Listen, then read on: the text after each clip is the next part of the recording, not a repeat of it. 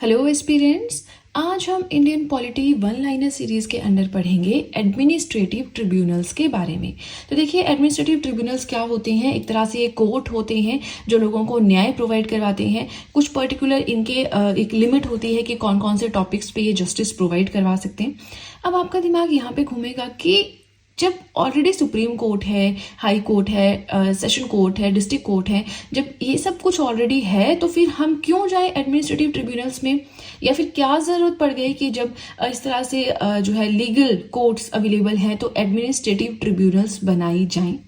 देखिए, ज़रूरत ऐसी पड़ी कि यहाँ पे जो आपको एक तरह से होता है ना, प्रोसीडिंग्स होती हैं वो चीप होती हैं, बहुत पैसा खर्च नहीं होता, क्विकली आपको जस्टिस मिल जाता है क्योंकि बहुत सारे केसेस यहाँ पे नहीं आते हैं, है ना। मैक्सिमम केसेस आपके यही हैं, डिस्ट्रिक्ट कोर्ट है, हाई कोर्ट है, सुप्रीम कोर्ट है, यहाँ रहते हैं।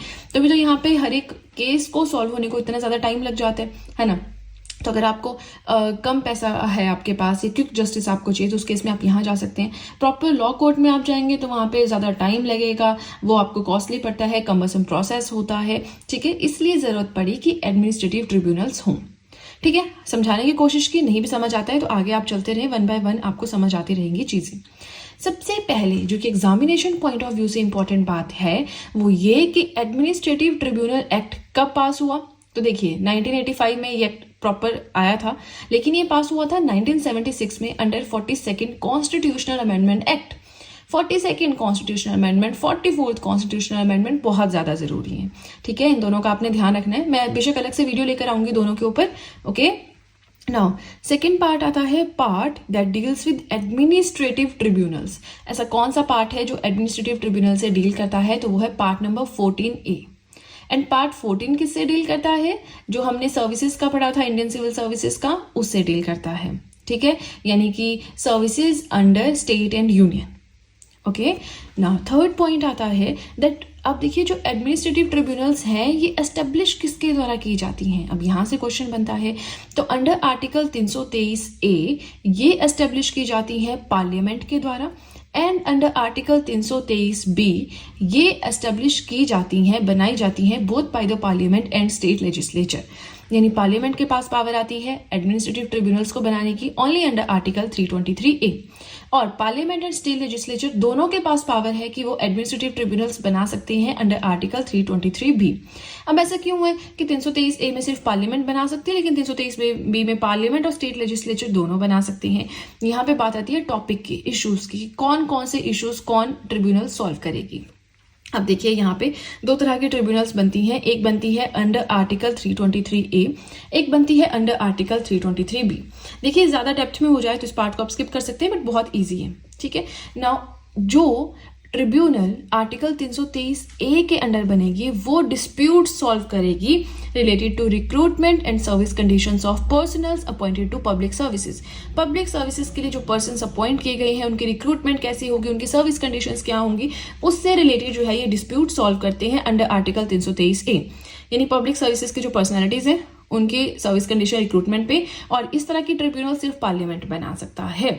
लेकिन जो आर्टिकल 323B के अंडर ट्रिब्यूनल्स बनती हैं ना, जो कि पार्लियामेंट और स्टेट लेजिस्लेचर दोनों बना सकते हैं, वो बहुत सारे टॉपिक्स पे जो है जस्टिस प्रोवाइड करवाते हैं। जैसे इलेक्शन हो गया, आपका टैक्सेशन हो गया, लैंड रिफॉर्म्स हो गया, टेनेंसी राइट्स, लैंड से रिलेटेड राइट्स होते हैं, फॉरेन एक्सचेंज है, इंडस्ट्रियल एंड लेबर लॉ है, इन सब के ऊपर जो है वो अपनी जजमेंट दे सकते हैं, ओके। नाउ फोर्थ पॉइंट आता है दैट सेंट्रल एडमिनिस्ट्रेटिव ट्रिब्यूनल।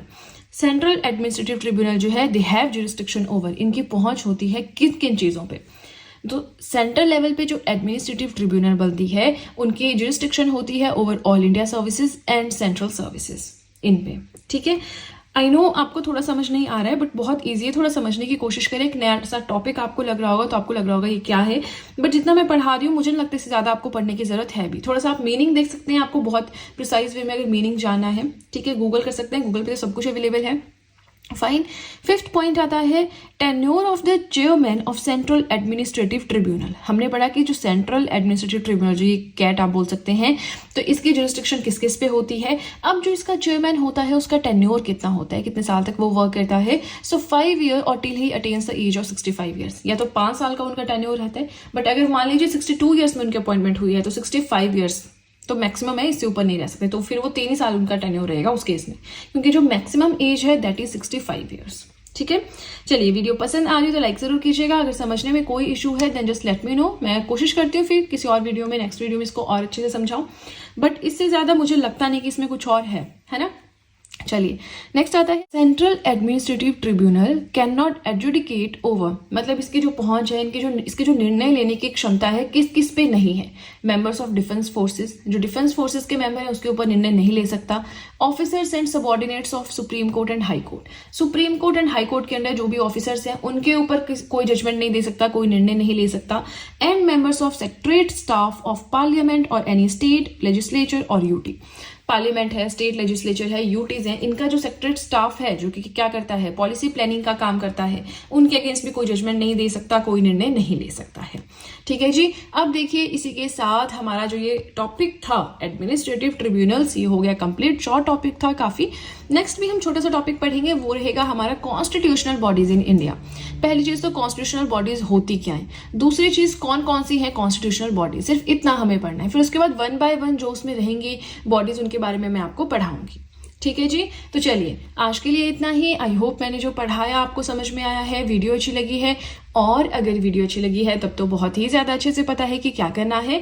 जल्दी से कर दीजिए चैनल को सब्सक्राइब, बेल आइकन को कीजिए प्रेस, सो दैट मैं जैसे कोई वीडियो अपलोड करूं सबसे पहले नोटिफिकेशन आपके पास पहुंचे। प्लस जो भी आपके फ्रेंड्स हैं जो भी गवर्नमेंट एग्जाम्स के लिए प्रिपेयर कर रहे हैं उनके साथ भी मेरे चैनल का लिंक जरूर शेयर करें, so that in handwritten notes का उन्हें भी कुछ फायदा हो सके। तो चलिए फ्रेंड्स आज के लिए इतना ही, अब हम मिलेंगे नेक्स्ट वीडियो में। So that's it and see you soon.